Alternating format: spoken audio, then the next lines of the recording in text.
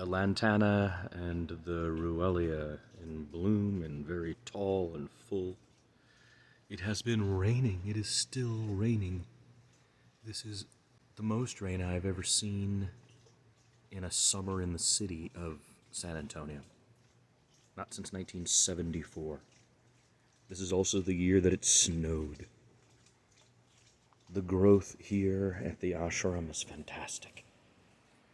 The water feeds everything. The trees, particularly these neem trees, need now to be cut every day, all around the property. For growths just emerge with the rain, and they grow tall and long like that in just a matter of a week. This wasn't here a week ago. You can see where I broke it. There are these various kinds of Malia trees on this property that we are going to have to either eliminate or learn how to care for. They can be used as a methodological science project to learn how to eradicate them, because they are very difficult to eradicate. They can also be harvested because we have many of them in a variety of states of growth. Here you can see coming out of just the ground here. My dad wanted to try to manufacture, look what happens there, it just gently broke off right into my hand. Pesticides, because it is a natural pesticide.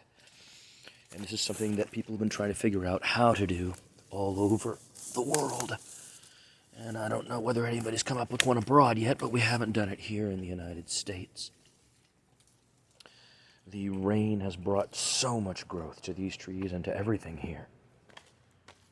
That's the tallow tree there. I just removed those branches not 8 days ago. And now they've all grown back in the exact same manner that we're talking about. Tallow, of course, can be used to make soap. There's a lot of science that can be conducted here, and only here, because these trees are not grown anywhere else. And they're in wonderful various stages here, where they can be harvested, cut, manipulated. We have them in flowering stage, we have them in fruiting stage.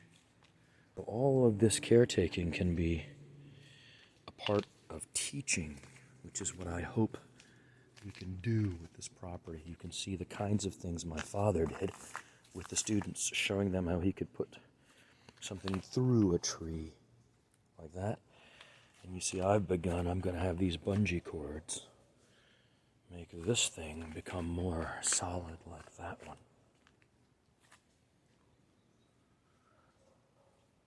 The shade tunnel that my father wanted over the gate entryway has happened.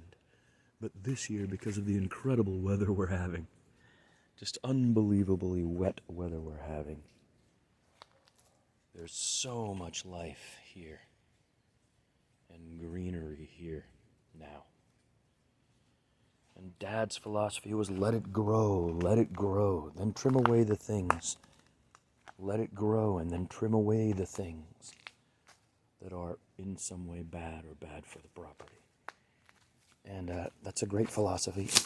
It incorporates wildness into the natural habitat, and it allows for all kinds of possibilities. Now, the local residents are in the middle of a period of time when they despise this.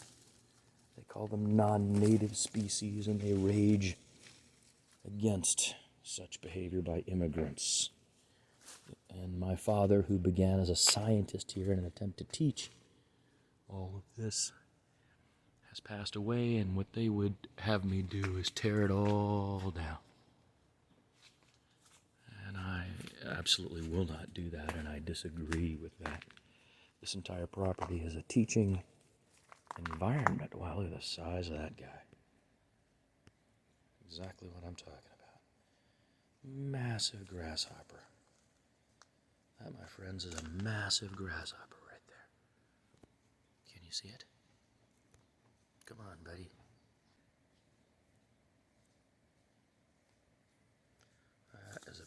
grasshopper right there. That's all grasshopper. He's huge. I wonder if I can get around on him a little bit. Probably not. Oh, there he goes. See that? Boom, there he goes. Flying off. But all of this growth, look at it, it's unbelievable, is the direct result of the rains. The unusual, unfathomable rains. And let me tell you what's bad about this. We live in now a very right-wing place where they're going to justify this. They're going to say, well, climate change is good for us. That's what they're going to say. If you can imagine that. They're going to say, well, climate change is good for us. Because they see all this rain in August when it used to be 104 degrees. And they see all this growth, and that's wrong, and it lines right up with the other things that are wrong about anti-science thinking. This is clear evidence of global warming caused by man. And it isn't necessarily good. This is what's going on. Look at that. See, that's how it looks when it's coming right out of one we've cut down. We've cut this one down, right? And look at the size of these things that grow out of it. See that? What are we to do about Dad's science project? Well, we could cut it all down. Say what an idiot that immigrant was. Is that what you guys want to do? Could hack it all down and say what an idiot that immigrant was, right? But when you think about it, the only way to hack this stuff down is to figure out how to. No one knows how. It is, as they say, one of those invasive species. But if you made that a site, look how green they are when they've just grown. So green, huh? Different from these others I'm tearing. But we have to have a science of removal, right? How are we going to learn how to remove all this? Well, here's the property where that can happen, and the people to do it are the University of Texas at San Antonio, where my father was instrumental in the founding of the science department, and where he taught for the last 25, 30 years of his career, and the university from which he is the first professor emeritus. Right? Dad planned all that. He wants all of this property to be used scientifically. And I am the steward of that as his son. He explained it to me. This property he used to teach. You see?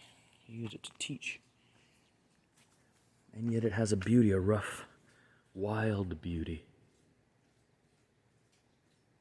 And always has. This is it at its wildest because, of course, my dad has died. But this used to be a fully functional pond and much more well-kept by the students of my father. They admired him so. And they came and learned from him here and did the work to dig this whole pond out. Massive amounts of work to bring these huge boulders and ammonites, fossils they collected over time, to build the 3 beds, 1, 2, and 3. They're named after the student who dug them first, Bob Murray. Class, I believe, of 1983 or 81 UTSA.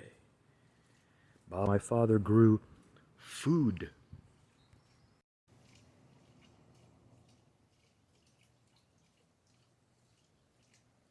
My father's first lantana, and then he created a lantana cross around the corner. He wanted that yellow here, and the Ruellia, what they call the Mexican petunia, here. And here in this wet season, it's all coming to pass. Each of his choices are specific, and they don't outnumber. He has various species, some thriving exceptionally well over decades, others that need to be treated, handled, learned from. It is a scientific space. At the moment, we have captured a tiny chirping frog, of which there is very little is known about the Rio Grande chirping frog. People don't get to see it and how it lives. So what I have done is I've created a habitat from which it can escape. If it wants to escape, it can escape into the pond or around somewhere else. And I've put a camera on in the same fashion, all the videos you see here. These are the very beginning days of what could happen here. The blind, the big blind, the beautiful thing we've built, allows for the investigation of all of this from a protected area. There is a lot of cutting that needs to be done, as I have been away for a week and great rains have fallen. But this is the kind of work that students for many years learned from my father here by doing. The St. Francis Professor Thiagarajan Foundation.